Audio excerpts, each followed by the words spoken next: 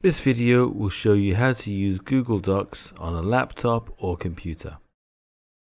First, search for Google Docs or go to docs.google.com. Next, click the plus symbol to open a new blank document. Now you need to make a name for your document. I'm calling it My Day. And now you can write your document. The document saves as you are writing it. Next, you need to share your document. Go to Share at the top right to share. At the moment, it's restricted.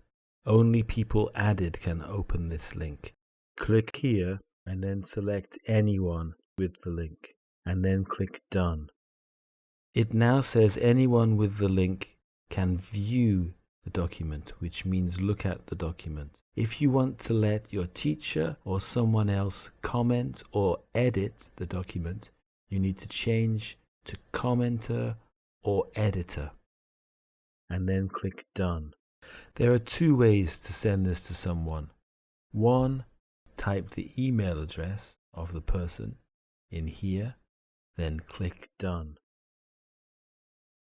Or two, you could copy the link like this and put the link in an email like this.